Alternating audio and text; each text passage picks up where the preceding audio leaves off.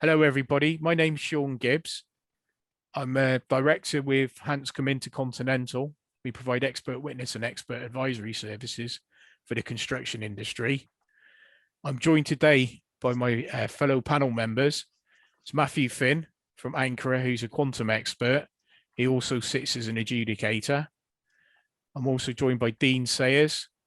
Dean Sayers is the director of Sayers Commercial, and they provide contract and commercial services primarily in the London market. And Dean is also an adjudicator. I also have Karen Goff, who's with us. Karen Goff is a barrister at 39 Essex Chambers, and she also sits as an adjudicator and an arbitrator, both in the United Kingdom and internationally. And we're also joined by Richard Bailey. Richard Bailey is the head of construction at Goodman Derrick LLP. So what I'm proposing to do is initially just do some slides for you, just to give you an overview of the DAB provisions that JCT have provided, and then we'll start with a panel discussion.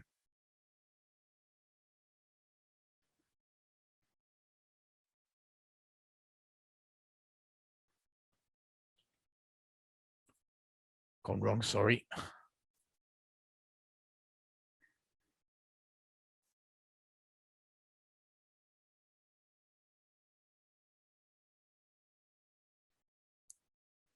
So I've already introduced the speakers for today.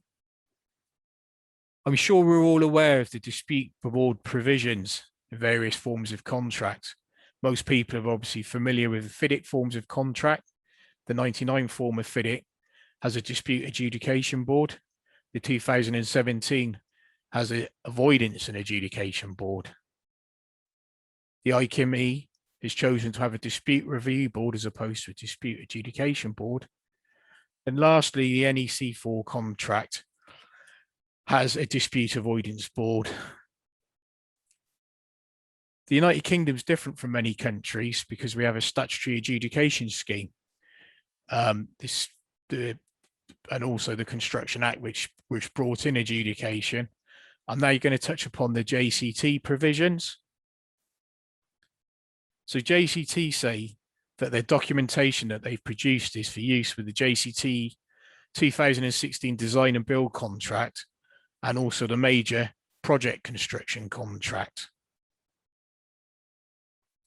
The features of their view of the dispute board are that there will be a 1 or 3 person dispute board, that this board will be a standing board, that is, it will be formed at the start of the project and work during the course of the project.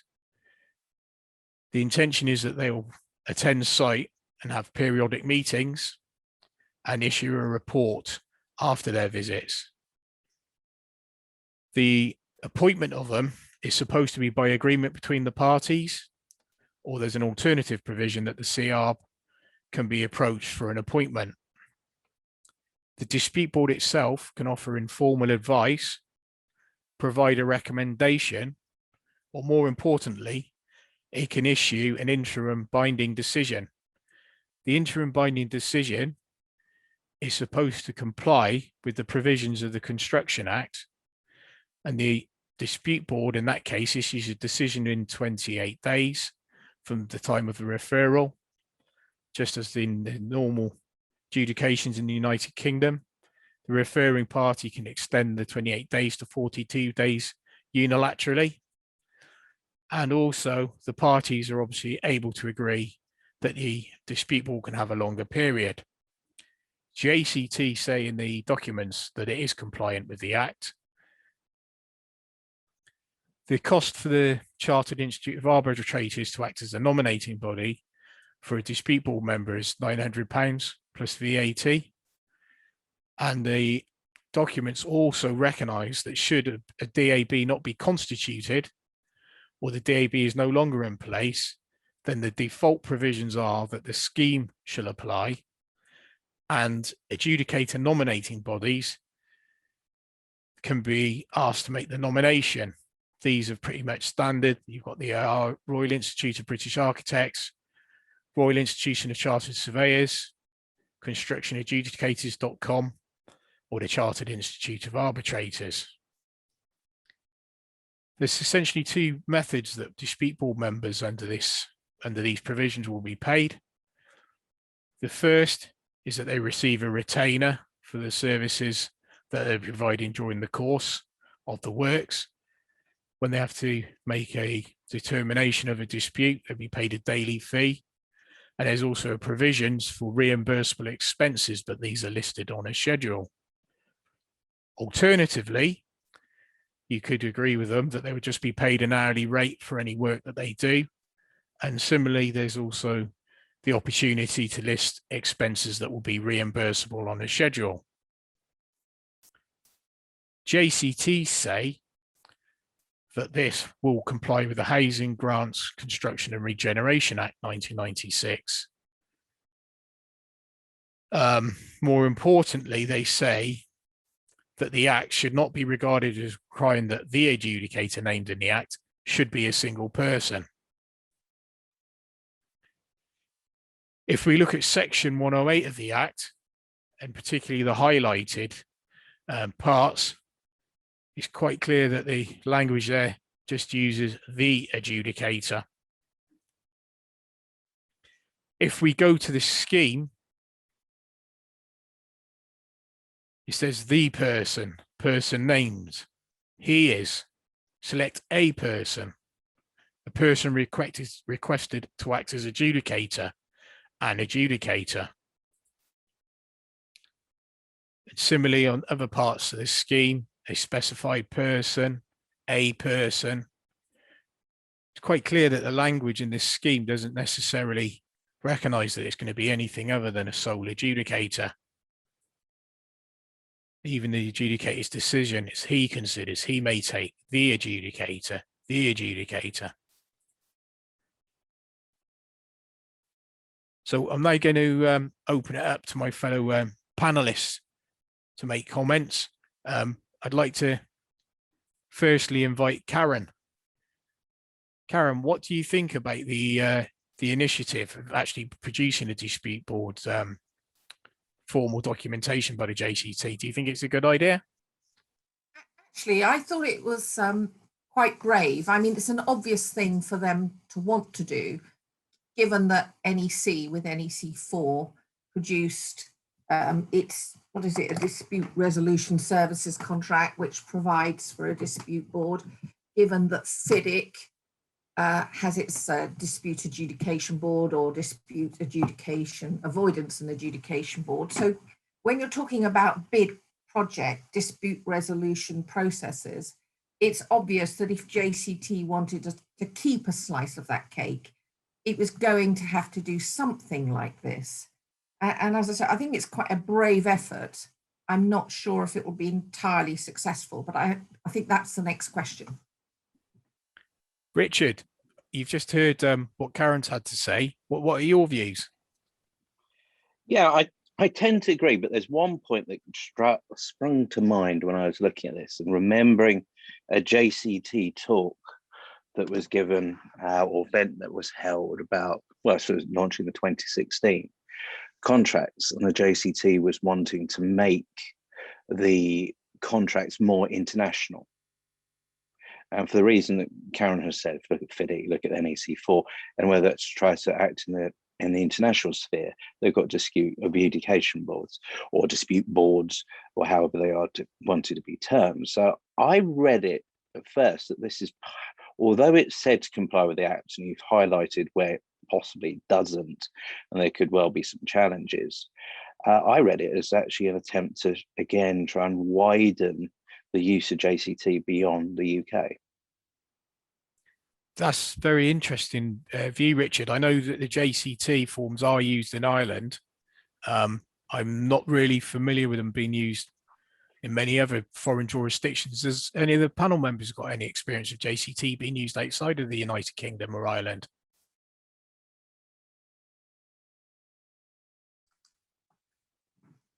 They're sometimes referred to in the Caribbean, but really they have a very sort of old, almost 1963 domestic style kind of contract. So I think not really much beyond that. There are other forms that are kind of similar to the old JCT forms, but they're not called JCT. They are something else. But actually, Richard does make a good point. I think they are interested in having a more international feel to them. But it seems to me that they probably went about it the wrong way if that was their intention. And they would have been better to go down the NEC route and have a completely separate dispute avoidance and adjudication panel. Anyway. Matthew, you've got an international practice. What do you think about the provisions? Do you think it would be of interest to people internationally? I'm not sure necessarily about internationally. I mean, I think FIDIC have obviously done a lot in terms of the 2017 revision to obviously increase the use of DAAB, and obviously that moved from DR from the DAB provisions within the 99 edition. So typically in terms of international, it does tend to be used or seem more widely used within FIDIC. And I think obviously FIDIC has gone around it in a different way to that. And you know, there is success stories in terms of dispute boards, and they are very prominent in internationally, and they're not very widely used in the UK. And I suppose maybe JCT have looked at that to see whether that's the cornerstone of developing that, and the success that is quite obvious. You know, for example, in the US, I mean, I was looking for some statistics, and the DBRF have got some on that there's 2,600 disputes as of 2017, in which 85 were settled through dispute boards. So the chances of settlement through the board is quite encouraging, and maybe this is JCT's way of really sort of trying to showcase this to the UK market to get them to use it more as you see a lot within North America. Dean, you've got a practice that focuses predominantly on high value fit out in London and some of the other cities. What's your view of the provisions? Yeah, I mean, I don't think the take up, particularly in the fit out market I'm involved in, would be that high. However, I think the informal advice element of it would certainly be of interest. I mean, the fit out market, in which a number of my clients are involved, it's very fast paced nature, and it is all about relationships and you know, getting the deal done and moving on to the next job. So I think you know, some of these disputes can escalate, become protracted, and it does take away from the, you know, the progress on site and the relationships that, you know, they're keen to maintain, really. So I think the informal advice part of this is certainly something that would certainly be of interest, and it's something I've actually been looking into myself at providing our industry some kind of dispute avoidance to help them resolve disputes early on, and you know, and everybody moves on. So that part of it could certainly be. So I know the RICS have started trying to push forward with conflict avoidance panels and the creation of conflicts avoidance panels for larger projects. Richard, have you had any experience of these being implemented on any of the stuff you're involved with? Not massively. I mean, one of the other thoughts sort of came to mind is I had this sudden memory of the Olympics in 2012 and the construction of them and the list of adjudicators that was there for all the major items of work. And if it wasn't for the fact, to my mind, if it wasn't for the fact you had these 3-member panels, if it was just said so, it would not run the risk of being in breach of the Housing Act, Grants Act. And actually the advisory nature on a big project of having someone that's aware of what's going on may lead to far better interim decisions and advice being given. So although I haven't seen it in practice yet, I think the idea behind it is really very good. I'll just butt in there and respond to what Richard said there. I mean, ultimately, I think it could be the adjudication element of it could be more of interest if it is just a single person, in terms of obviously the informal advice is invaluable. If you know, if that's not sufficient, they do want a binding decision, then that, you know, obviously it's helpful that the adjudicator or the sole member of the panel has been involved at the start, knows all the facts, knows the background, and can give there's less chance of an erroneous decision being reached, you know. Yeah, please, Karen. I see you got your hand up. Yeah, I think it may have been greeted or more welcome if actually, like the NEC did, they actually produced an alternative. I mean, the NEC doesn't produce an alternative, but the JCT has produced this thing which they hope is Act compliant. And I think there's another reason why there can be a risk with that. And I'll explain that in a moment. But another possibility is that they could have done something like the NEC and just produced, which clearly the other panelists think would be of value, and I agree with that, just produced a dispute review board, a dispute avoidance panel. And I think a lot of major projects, and really we're talking about JCT, so we're looking more at the private sector, and it's the private sector that's being addressed with this.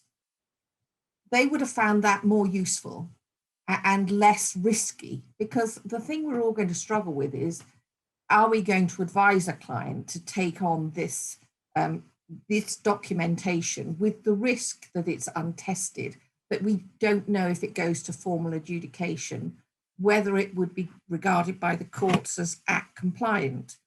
Now, Richard just already said about 3 adjudicators. That's an obvious problem. It seems to me that whether it's 3 adjudicators or even where there are 3 adjudicators and then you find that they don't speak with one voice, it seems to me that the adjudication panel speaking with more than one voice is the issue. If there was 1 adjudicator, clearly there wouldn't be that risk. If you had 3, and you have 3 most of the time for a big project, and they fail to agree and speak with it, a unanimous decision, then, you know, what's the answer then? Is that still Act compliant? The other thing that troubled me about it was the risk that still you might get yourself in a Glencott situation.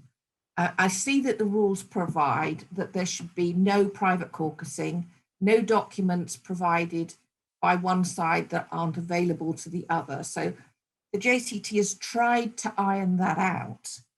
But the fact remains that if a dispute that has been the subject of avoidance discussions then goes to formal adjudication, although they say that everything from the avoidance discussion is private and confidential, you still have the situation where the panel, which is giving a formal adjudication decision, is actually in possession of knowledge and information that it acquired confidentially in the avoidance discussions.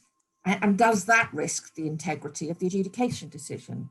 So I can see some issues, and I think, you know, some of us practitioners have a lot of fun with this in court, which is obviously not what the JCT intended. Yeah.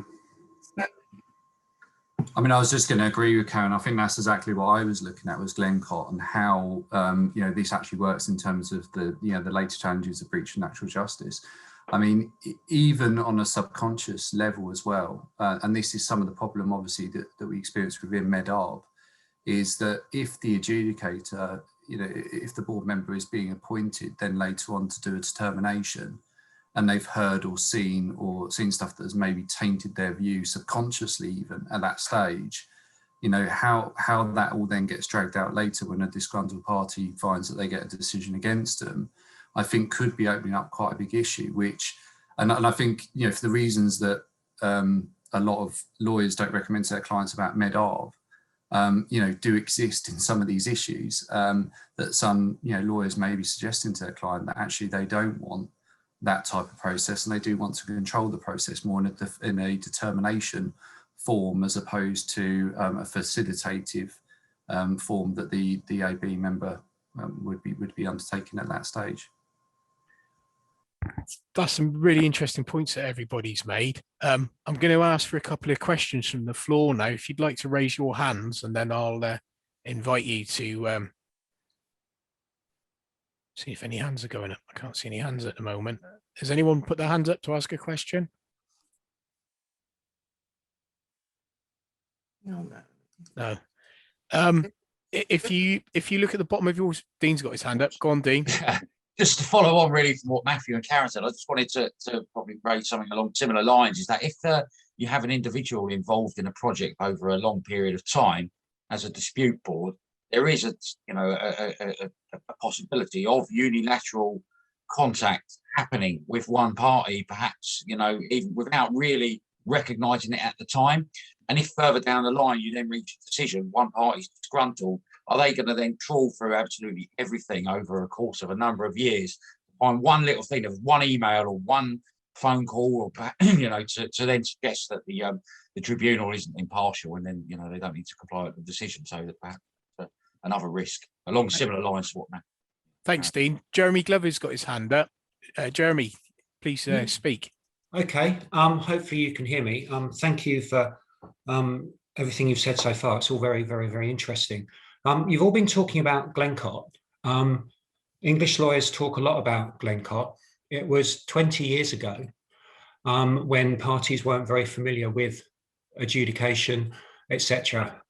Do you think that it would be decided the same way now, given that we're 20 years on, jurisprudence has moved on, parties' knowledge and expectations of adjudication and mediation have moved on, and times have changed? I think Karen's got her hand up and she's probably the best place to answer that. You think, but maybe not. I mean, I haven't read Glencott recently, but I think the problem there was a sort of shuttle diplomacy where the adjudicator did actually get private information from one party or the other. But actually, I actually thought the same as Jeremy when I was looking at it. I thought, well, would it be different now? But actually, what is the issue? And the issue is the risk of bias, the risk of acquiring that information which would lead you to a decision which was less than fair. And when you think about the principles of natural justice, I don't think they've changed materially in the last 20 years. And I think so if we were in the same position today, the decision would be the same. But I acknowledge when I say that, it would certainly be the same here as a matter of English law. But in other jurisdictions, certainly the judiciary is much more robust. And they would say, well, actually, no, you're being unrealistic about this. You impute a bias where professional people doing their job can understand the distinctions that need to be made and simply make them, and they do their job in a completely fair and impartial way. I mean, I call to mind sort of Hong Kong has always been much more robust about this sort of thing. I think we here in England are very much more precious.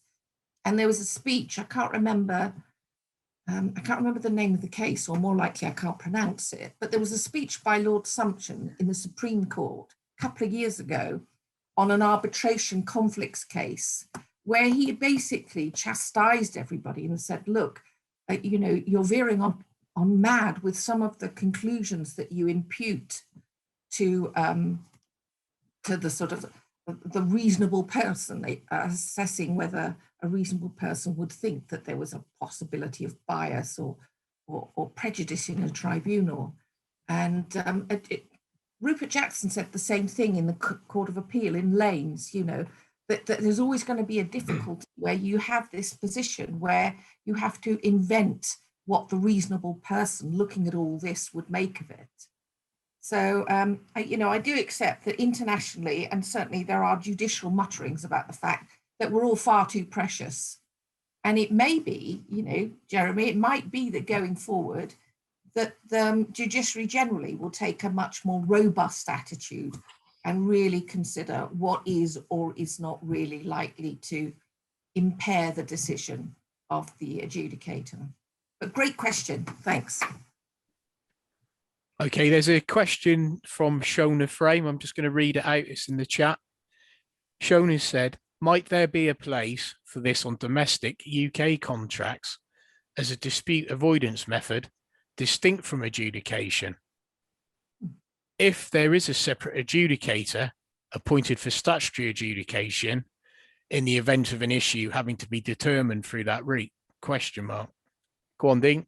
You've got your hand up. So yeah, that very point, I was just sitting here mulling it over whilst Karen was giving her thoughts. And ultimately, I think, truth be known, if I was asked by a client what would be best thing on a big project, you know, what would be the procedures to follow, whether they should implement this. I think at the moment, I'd probably say, well, the informal advice aspect of it is excellent, but I'm not sure I'd want to go through the whole informal advice with the potential for that board member or three being the adjudicator. So I'd probably say, in answer to Shona's question, then yes, in that aspect of it, the informal advice, great, and then have a separate adjudicator to decide the dispute, you know, if necessary.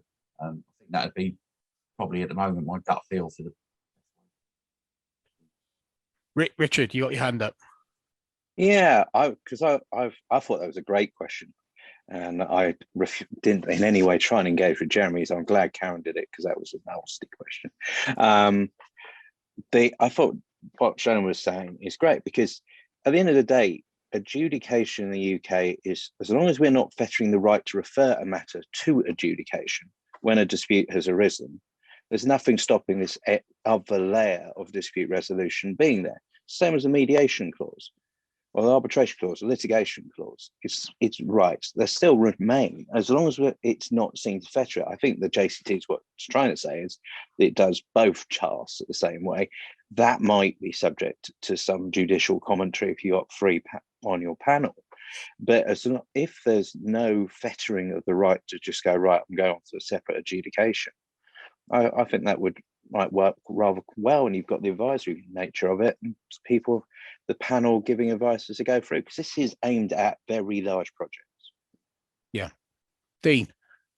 So Richard, sorry, are you saying there then you could actually implement this procedure in the contract, but then if you decide further down the line, so you've had some informal advice, actually, I don't want to use this board to decide a dispute, I'd rather go down the traditional route, you're saying that you could maintain that, you know, as a right, you wouldn't fetter that right by entering into this agreement?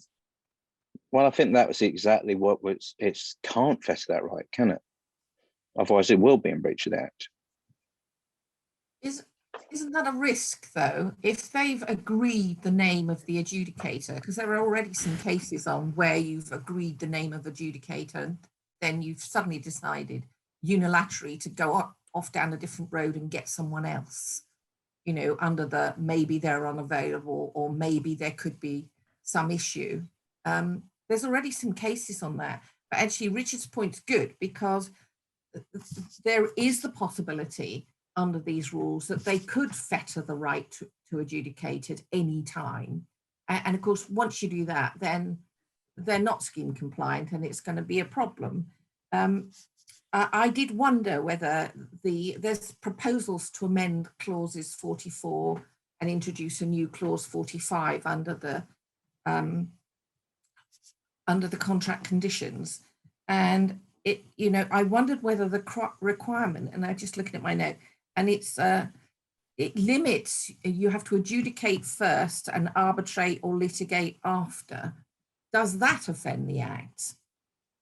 You know, if you'd started arbitration or litigation, I mean, I may have misunderstood it, and then you wanted to adjudicate after that, your right to adjudicate at any time, that has to be preserved.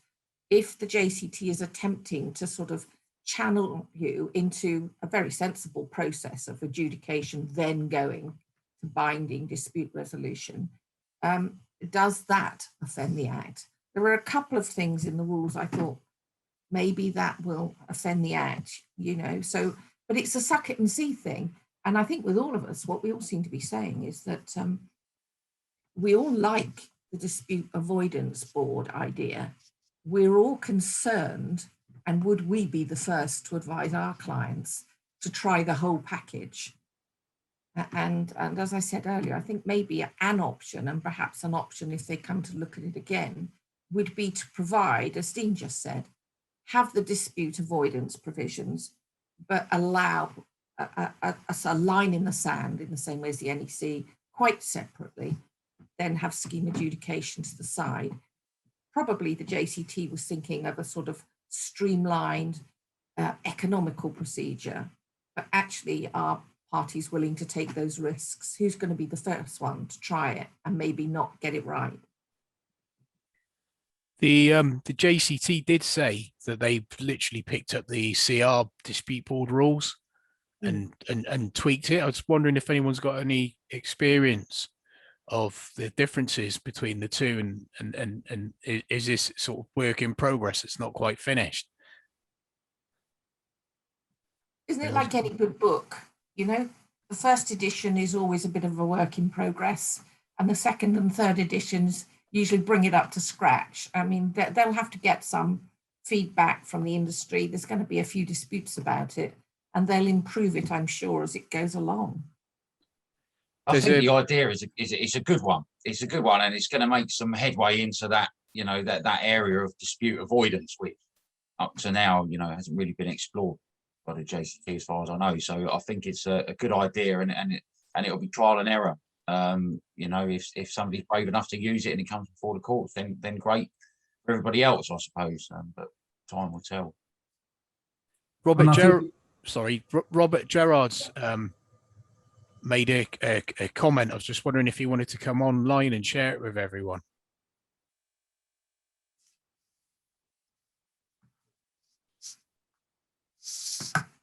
Hi, Robert, are you there?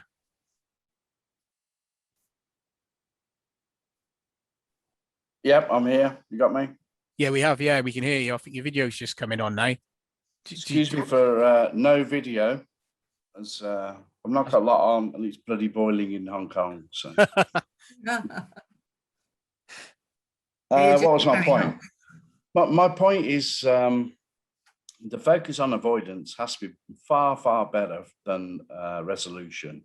So, how many of us are actually truly dedicated to advising the parties on the best way of avoiding formal dispute resolution? How many are well blessed with high quality negotiation techniques, are blessed with the skills of mediation? You know, I think too much emphasis goes into our industry in terms of resolving disputes rather than setting things up and properly managing them in the first place. But if something does unfortunately arise, how on earth you can, you know, bring the parties together as quickly and as sensibly together to avert a formal dispute? What's my question? Do clients get the true avoidance, professional avoidance advice I think they are justified in receiving? I think dispute avoidance comes at a cost. And it's very, you know, it's that old-fashioned saying of a stitch in time saves 9. And, you know, that you're absolutely right. If the parties go about it at the early stage of forming the contract, where they're thinking about disputes already and they're proactively thinking about avoiding them, I think that's normally very healthy. And that's why I have a little bit of a question mark around JCT, because mega projects that typically using NEC and FIDIC forms will proactively look at those at early stages. So some of the success of DRBs and DABs have been on those mega projects because they're already instinctively in the minds of the parties at the point of when they're entering into commercial negotiations. The question mark I have around JCT though is that it's typically, you know, for a £20 million school project, D&B contract, which you might have a decent sized contractor on, when they're trying to negotiate down their price with the council because there's a certain budget they have to hit and all the other commercial pressures of that, how likely are the contractor and the council to sit there and say, right, we're now going to pay to have this preactive dispute avoidance process? And I think the worry I have a little bit with the domestic market, and I would even say this to the extent of the major projects. I mean, I don't see many JCT major projects, but I have got one on at the moment, and it's nowhere near the size of some of the stuff that I'm looking at in terms of FIDIC and NEC.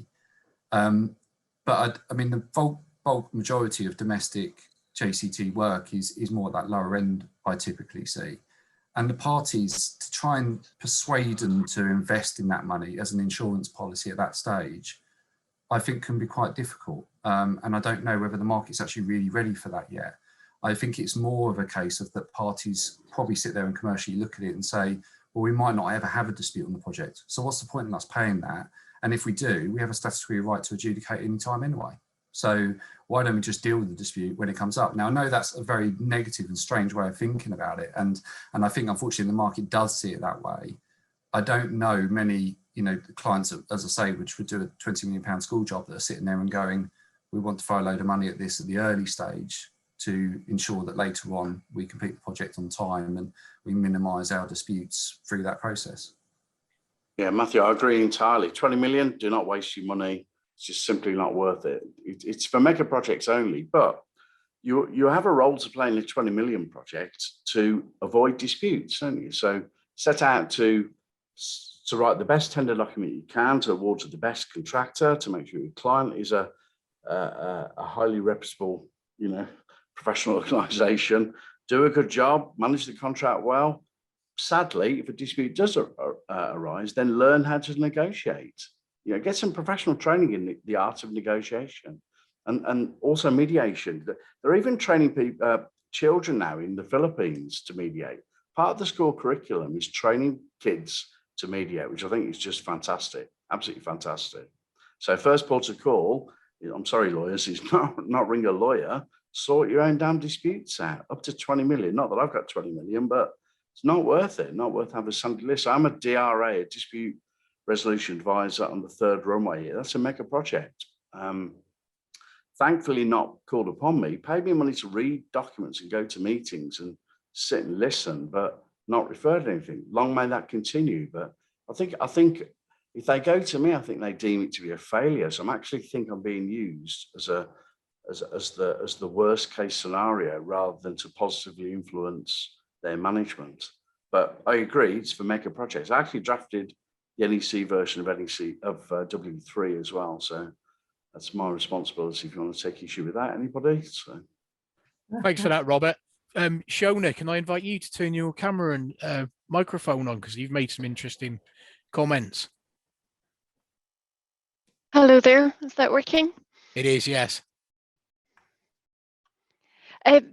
Yes, no, I was just picking up on the comments from the panel about this tension and potential unenforceability because of the tension with the Housing Grants Act and statutory adjudication. And it sort of, I haven't managed to get my hands on the documentation yet, so I may have missed something there, but it just seemed to me that it was a potential part of an escalating dispute process, for example, where you can go through the various stages on this voluntary basis, having appointed your DAB panel, but that wouldn't necessarily cut across appointing a statutory adjudicator and having a binding adjudication there with a separate person. But I think the other point I was interested in was for major projects, which I think is the reality of what this would be used for. There might well be hybrid projects, which for the UK means some elements would qualify as being construction operations as those are defined in the Housing Grants Act, and some may not be, which has resulted in some interesting court decisions about severance of certain bits and of decisions and certain parts of disputes being able to be referred to adjudication and others not. But for those projects, it seemed to me that this sort of board might be a helpful step as part of the armoury of dispute avoidance to sort of step in and help resolution of those disputes so that the adjudication route isn't necessary at the end of the day, which I think is part of the aim of this, along with other initiatives. Karen, you got your hand up. Would you like to come? Yeah, I mean, I think that's a really good point. And it begs the question really whether the documentation could stand alone as a straightforward contractual agreement to adjudicate. If the subject matter of the contract wasn't amenable to adjudication under the Act, the way that it's drafted, I mean, it is a full dispute avoidance and adjudication scheme within the rules and the agreement that they've drafted there. There doesn't seem to me to be any any obvious reason why actually it wouldn't work and it couldn't be enforced as an ad hoc agreement to refer to a formal adjudication, matters which ordinarily wouldn't come within the statutory adjudication scheme. The other point I wanted to mention was the whole only for very major projects. One of the things that big companies and wealthy individuals have to worry about is their reputation. And, you know, by and large, these individuals and companies, I'm sure, would prefer to avoid disputes altogether and or to keep them private. And this kind of scheme is very well designed to improve the prospects of that happening. I've just drafted something very similar to this before ever I saw this documentation, before it was published, but very similar for a celebrity client who is having a major project done. And the first thing I said is, well, what we don't want here are any public spats. And since you're an individual, you could go through the statutory adjudication route, you could adopt it, so to speak. But actually, you should write your own multi-tiered dispute avoidance and resolution scheme. And dispute avoidance was the focus of the advice. So I think people are getting their heads around it more. Somebody asked me 20 years ago, what was my watchword for ADR in the near future? And I said, oh, dispute avoidance, say I. But actually, it's been another decade, but now everybody is focusing on it. And I think it's a really good thing. Richard, it looked like you had your hand up. No, I'm sorry. That was actually me on my iPad trying to read the comments and closing them down. But yeah, I mean, it's always an economy of scale issue, I think, with these kind of things. If you have standing boards, there is a cost to them. Just as a nomination fee is best type double, nearly triple the price of getting some adjudicators. You know, there's always an additional cost, an additional level. It's like the debate when you're discussing whether to use, in the UK at least, the NEC or the JCT on a project. You always go, well, NEC is going to cost more because there's going to be more management involved in it. But I don't think it's just about cost. As Karen said, there's also the sort of publicity element of it. Well, of course, there's no publicity in adjudication, but there's a risk of going to court. So if we actually had something that can kind of avoid these disputes, and as the person in the comment said, once you're in a dispute, you failed, you know, to help parties find a resolution, I think sometimes even smaller projects could be helped by this kind of thing. If it's pure money, I do think these DABs, etc., are for the big projects because they're the ones that are complicated. They're the ones that are expensive. They're the ones, if something goes wrong, it's going to cost a lot of money. And they're the ones that probably need it's money well spent to have these in place. In terms of the costs that are likely to be incurred, I suppose if we look towards the Adjudication Society reports on adjudicators' fees, we're probably looking at around £300 an hour for an adjudicator. So you're probably looking at 2,500 per day for a British adjudicator if he was taking on the DB member role. And I think that's in line with international fees that people are typically seen as well, isn't it, Karen? Yeah, I was going to say, I mean, I think everybody's saying only for really big projects, but actually the amount of work that a board would do would be commensurate to the size, the scale of the project. So the DRBF, I know, has statistics about what percentage of a project cost can be referable to a dispute board, and it's really quite small. And in the same way as you see, if you're an arbitrator with the LCIA or indeed the ICC, there are scales of fees that are commensurate to the size of the dispute. So I don't see that necessarily actually the cost should be the limiting factor that perhaps we all assumed historically that it is. If you think about the cost of bringing a case to statutory adjudication, even the amount of evidence you've got to prepare, the speed that you have to work, the hands that you have to haul on deck, to get one of those cases through, it's enormous. It's really expensive. Same for litigation, same for arbitration. When you look at those costs, is really the cost, even of a standing DRB, so disproportionate that it isn't advisable for, if you say 10 million above? You know, small disputes, probably not. But there is actually quite a low level at which it would be productive and it would be cost efficient if it avoided disputes. Dean, I can see you got your hand up. Yeah, I mean, I was just going to agree with Karen, actually. The number of disputes I see that could have been nipped in the bud early on, and I'm not talking about, I'm talking contracts maybe in the £5 to £10 million range. They're left to fester, for partly sometimes because they just don't want to have coming abroad in an adversarial situation during the project, or sometimes worried about costs, etc. But in essence, then at the end of the project, we have to resolve what has become retrospectively resolve what's actually quite a complex matter with delay analyses, quantum experts, etc., etc. And as Karen said, the costs of that are quite can be significant.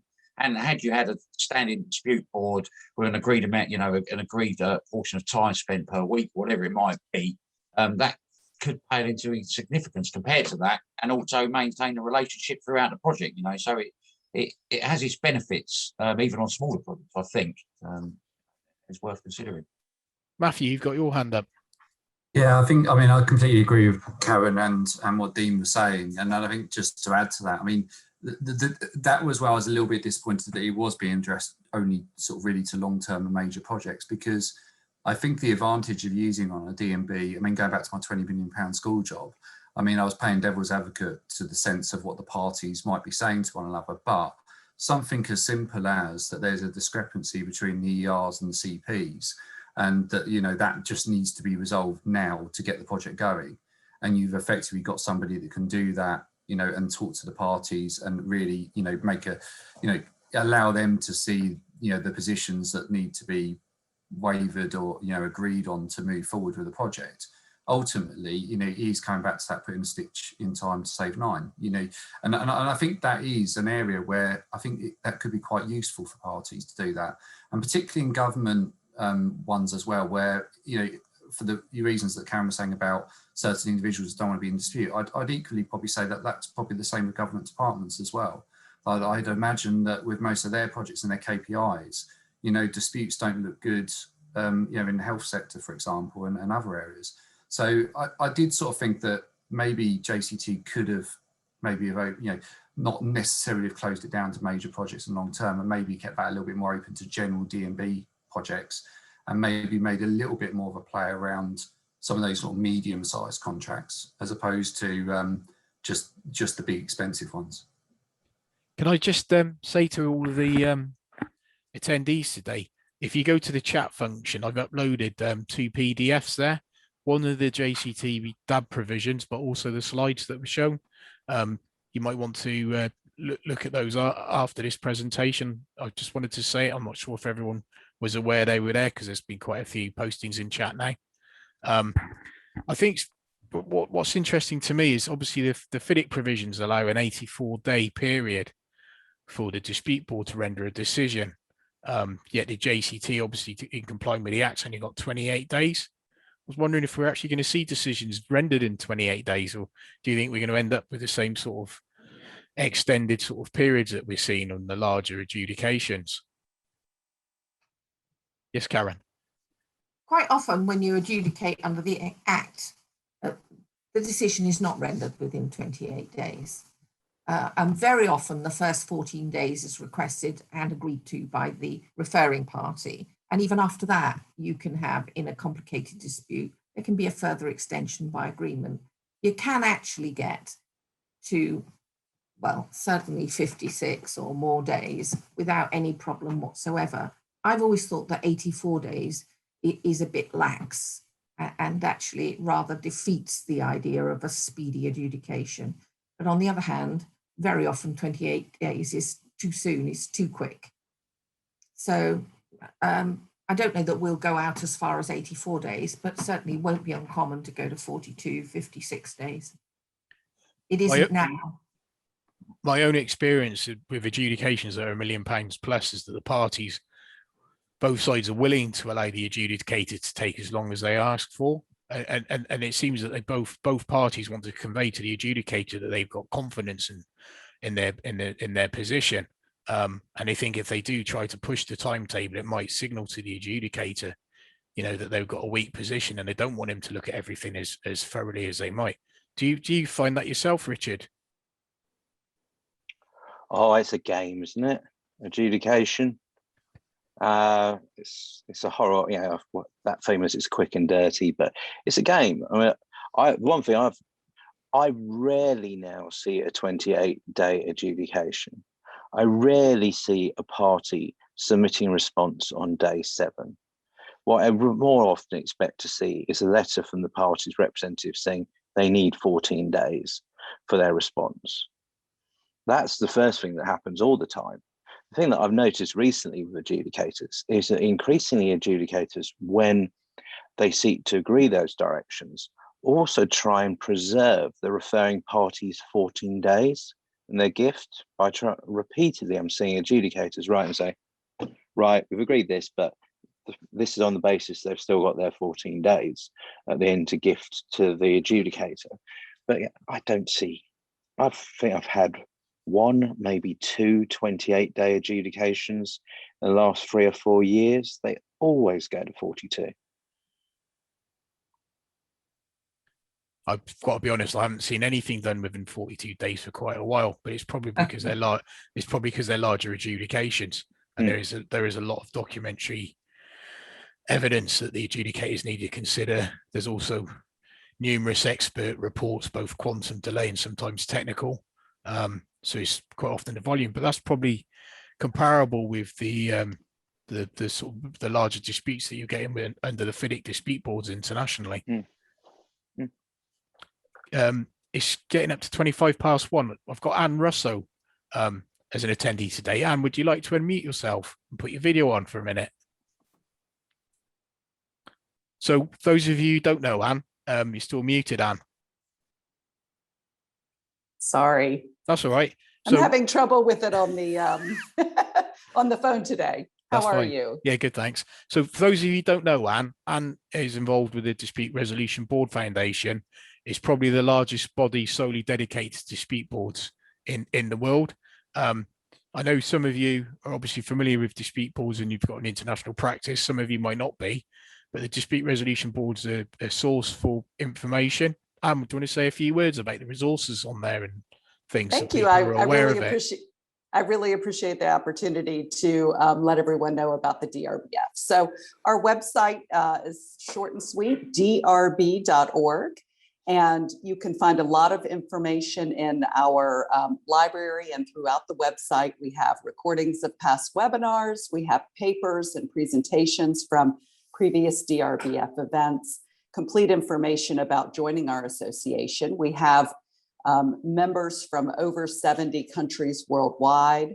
We also have a robust social media presence. So we have a group on LinkedIn, which I'd invite anyone to join, and you can just find us under Dispute Resolution Board Foundation.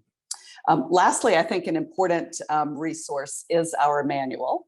I always have it handy on my desk, but it is available as a free download from our website. So when you go there, just look under the publications tab and you can see how to download it to your iBooks, Kindle, or other e-reader and get a great overview of the basics of best practices. Thanks, John. Thanks, Anne. Thank you for that. Has anyone got any other questions they'd like to ask? If you'd like to put your hand up or just unmute yourself and turn your video on and ask. Can't see anyone with their hands up. There's a question down the bottom in the chat. Oh, okay. I don't know the other panel. Yeah. So it's the question that I'm seeing is what evidence data exists to demonstrate the number of disputes within JCT contracts. I can't answer that, but I can tell you at the moment in the United Kingdom, there's around 2,000 to 2,500 adjudications each year. That data is based on the studies done by Janie Milligan and the Adjudication Society. That information, though, is provided by adjudicator nominating bodies. It doesn't take into account the number of adjudications undertaken by adjudicators that have been agreed between the parties. So it's quite a high figure. One thing that I would add to those statistics is that at the moment, it's around 90% of adjudications, decisions are accepted and not challenged in the court. I'm not sure. I think my understanding is that the dispute board data is has a similar high level. But at the end of the day, I think it depends on the quality of the dispute resolver. You know, we seem to have a decent pool in the United Kingdom at the moment, so people do tend to accept the adjudicator's decisions. I was wondering if you've got any views about that and dispute boards, if there's any sort of difference between the calibers of the individuals. If any of you got experiences where you've had, you know, has someone been extremely good, extremely bad? Obviously, don't name them, but if you share any sort of experiences. I was going to say, Sean, rather than about individuals, I was just going to say there, I wanted to discuss the type of individual that would be suitable then for the dispute board under this JCT provision.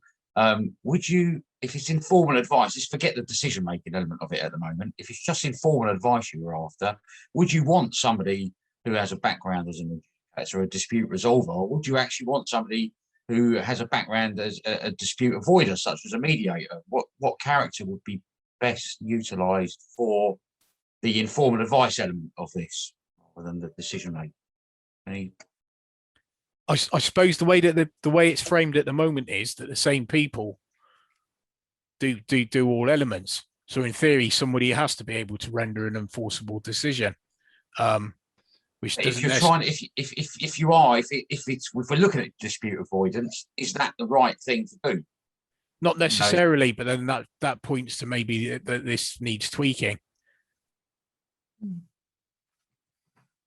Yeah, I think you need to be an all-rounder to sit on these dispute boards. I was actually thinking at it from the point of view of mediators will deal with even quite small disputes, but they do actually get quite close to the party. I mean, the idea in these JCT rules is that these dispute resolvers stand back, that they have no private interactions.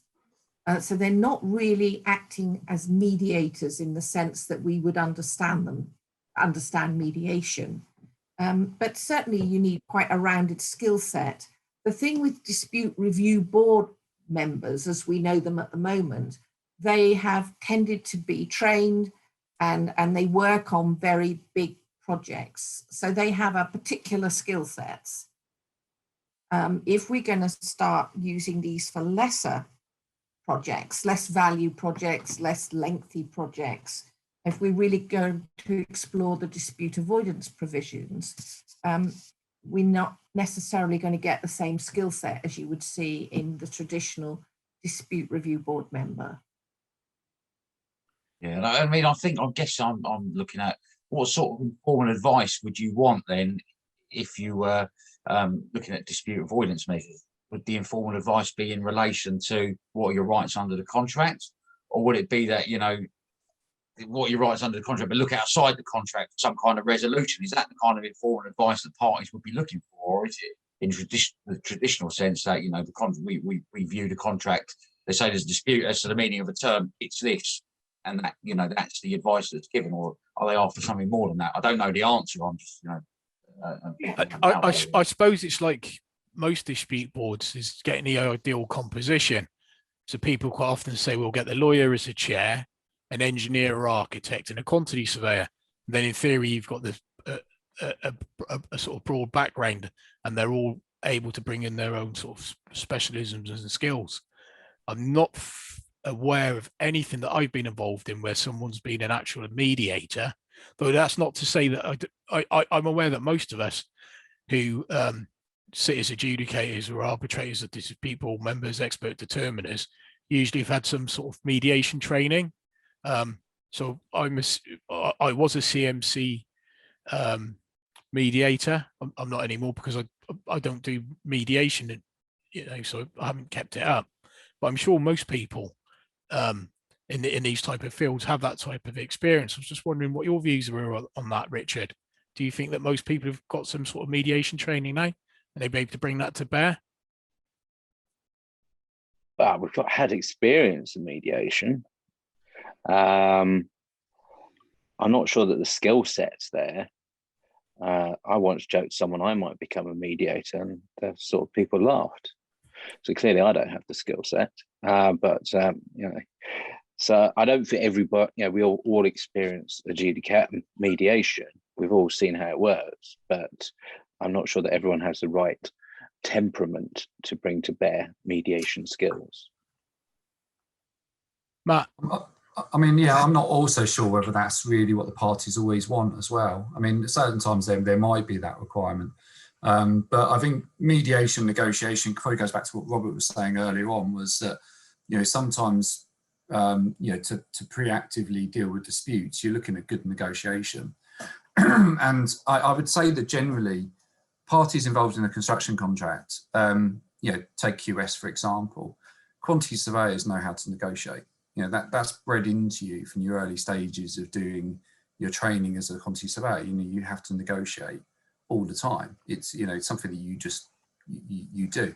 And you know, and obviously that's similar to other professions as well for different reasons.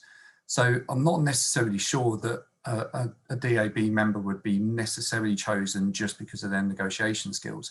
It might be more because of their technical and all-roundness and the basis of that and how that would apply to that dispute. So, for example, if it was an offshore, you know, semi-immersible oil rig, would it be somebody that maybe was more of an engineering focus because that was maybe more the aspect of the dispute which was more likely to go wrong, as opposed to somebody that maybe had more of a legal setting because maybe the contracts are pretty well defined and you know, there's a big legal team on either side and they're more interested in when something goes wrong on a technical basis, how to deal with it. So I think it's going to vary massively between projects, you know, from one to another on the complexities of that and what the parties actually want to try and deal with their disputes should they arise. Thanks for that, Murphy. It's going to vary massively on what the dispute is, isn't it? I mean, even on the same project, one dispute could be centered around kind of contract terms, another dispute could be on a technical matter. I mean, what do you want the board to advise you on? A strict understanding of the contract, a very legalistic answer as who's right and who's wrong, or are you looking for the board to try and bring the parties together and reach some sort of middle ground agreement because resolving the dispute is viewed better than leaving it, you know, to be resolved at a later date in a more confrontational way? And I think that's the difficulty. How do you know how to comprise the board when you don't know what the disputes might look like? That's a very interesting question, Mark. I noticed the time's 1:35. If anyone needs to leave, please feel free to leave. We're running past our time, and obviously any panel members as well. If you need to be somewhere else, don't feel you need to keep slogging on. But we still seem to have quite a lot of people who are actively listening. So if everyone would like to carry on, please feel free. Go on, Mark. Richard, sorry. Sorry, no, I must drop off now. I have to. I'm 5 minutes late for another meeting. So it was really good and informative, but I must go. Thank you for the opportunity. Thanks, Richard. Thanks Bye. Bye. Thanks, Richard.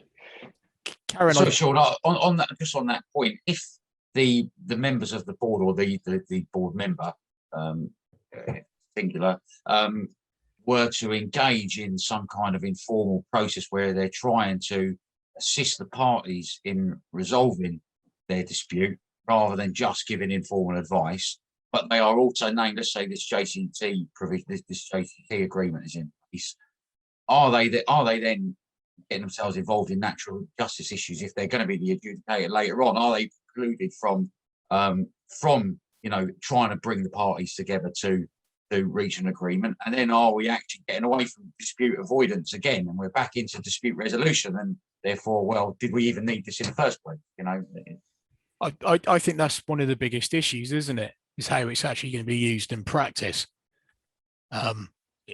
Obviously, it's only just been released in the last week, and I think people are just starting to read it now and think about it. What seems to have come across from everybody today is that we all believe that you do need some tiered dispute resolution mechanism, this could be the sort of first sort of step towards that for mega projects in the UK. It's hard to understand though what type of mega project is going to be impacted by it.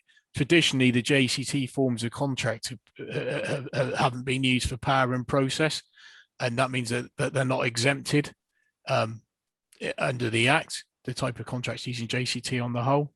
Yeah. So it means they are going to probably be contractually contractual adjudications under the Construction Act, and then it keeps coming back to, if you've got the three-man board, will their decisions be valid?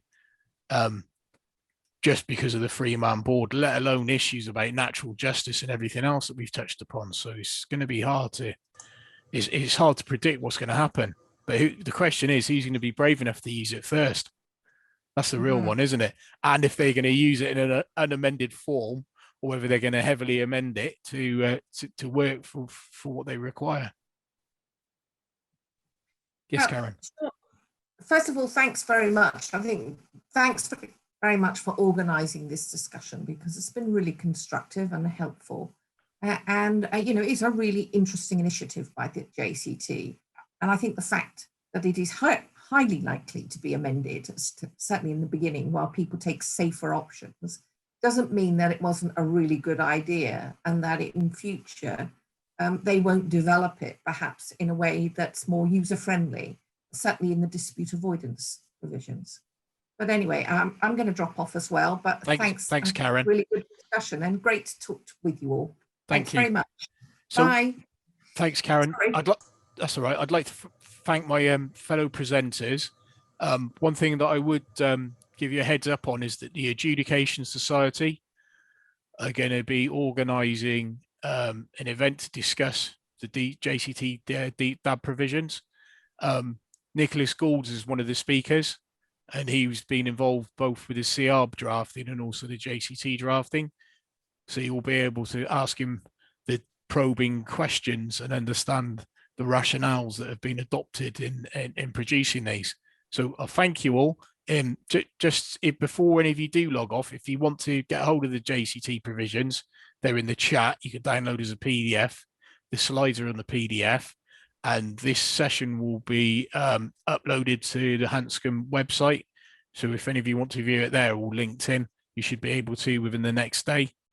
So thank you, everybody. It's a real pleasure being able to host you, my fellow speakers. Thank you. Thank you, Sean. Thank you, everybody. Thanks. Thank you, everyone. Thank you, Sean. Thanks, everyone. Thanks, Sean. Thanks. Bye.